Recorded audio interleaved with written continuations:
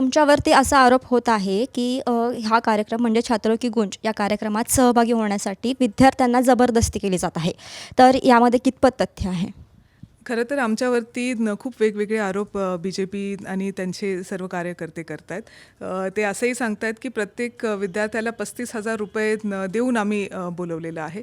आमच्याकडे काय अदानी आणि अंबानी टाईप पैसे नाही आणि तेही नाही. त्याच्यामुळे जे मुलं येत आहेत ते स्वस्फूर्तीने येत आहेत. राहुलजी गांधी हे मुलांच्या विषयांवरती बोलत आहेत. त्यांच्या मनातलं जाणून घेत आहेत. त्यांच्याशी संवाद साधतायत. त्याच्यामुळे मुलं जे आहेत ते खूप एक्साइटमेंट तुम्हाला सगळ्या मुलांमध्ये आणि मुलींमध्ये खास करून, कारण पुण्यातला हा कार्यक्रम गर्ल्स स्पेशल आहे आणि मुलींमध्ये खूप एक्साइटमेंट आहे राहुलजींना भेटण्यासाठी. या कार्यक्रमाची प्रगती पाहून भाजप घाबरले कुठेतरी असं वाटतंय? येस, घाबरलेलं आहे आणि म्हणूनच त्यांची अशी वक्तव्य बाहेर येत आहे किंवा हा कार्यक्रम फेल झाला पाहिजे, तो चांगल्या पद्धतीने पार नाही पडला पाहिजे म्हणून त्यांचे भरपूर कारनामे जे आहे ते चालू आहेत. मग त्यात 30 निष्कर्ष आमच्या म्हणजे कार्यक्रमाला परमिशन देताना 30 रूल्स त्यांनी लावले आणि मग परवानगी दिली. कालचा पण गोंधळ जो आहे तो पण त्याचाच एक भाग होता. कालच्या गोंधळाबद्दल बोलते की काल COEPमध्ये जो काही राडा वगैरे झाला, तर हे कुठेतरी विद्यार्थ्यांवरती वगैरे दडपशाही करण्याचा तर प्रयत्न तर होत नाही आहे ना? खरं तर दडपशाहीचाच हा भाग आहे. म्हणजे मुलींना घाबरून त्या गेल्याच नाही पाहिजे ह्या कार्यक्रमाला असं ते काहीतरी करायचा प्रयत्न करतायत. पण आत्ता म्हणजे मी खरं तर म्हणेल आत्ता अब ये नया भारत है, जिथे सर्व मुलं आणि मुली हे काही घाबरणारे नाही. ते त्यांचे प्रश्न जे आहे ते ठामपणे मांडू शकतात आणि पुढे येऊन बोलू शकतात. ते हम किसी से डरते नाही अशा आमच्या मुली आहेत. त्याच्यामुळे त्यांचा उत्साह तुम्हाला संध्याकाळी खूप सारा दिसणार आहे. मुख्यमंत्र्यांनी सुद्धा असं म्हटलेलं आहे की आता जो हा काही काँग्रेसचा कार्यक्रम आहे त्याच्यामध्ये लोकांना पैसे देऊन बोलवले जातं. हे खरंच आहे?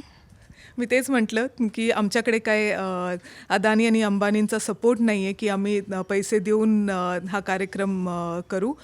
खरं तर पैसे वापरून कार्यक्रम करण्याची सवय ही BJPची आहे.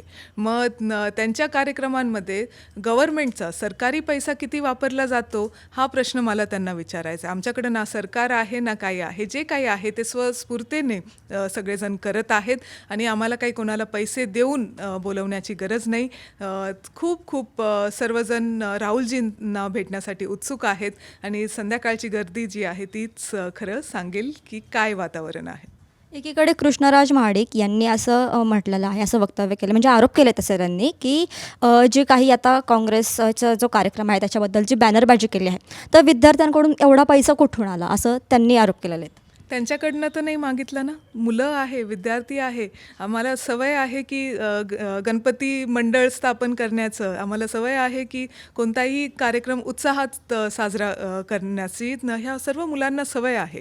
त्याच्यामुळे त्यांनी कुठूनही आणला असेल पैसा, कसंही त्यांनी पोस्टर लावलं असेल, पण गव्हर्नमेंटचा किंवा सरकारी पैसा तर नाही वापरला ना. त्यांच्या तिजोरीतनं घेतला आहे का? नाही. ह्यांना जेव्हा कार्यक्रम करायचे असतात तेव्हा रस्त्याला त्या स्ट्रीट लाईटला ते लाईटिंग लावण्या हे सरकारी तिजोरीमधनं पैसा वापरत असतात. मग त्या बसेस कुठून अरेंज करणं हे सुद्धा सरकारी तिजोरीमधनं होत असतं. यांचे मोठे जे कार्यक्रम होतात त्याच्यामधनं पैसा जो आहे हे स्वतःच्या खिशामधनं टाकतात की सरकारच्या तिजोरीमधनं टाकतात एवढं मला विचारायचं आहे.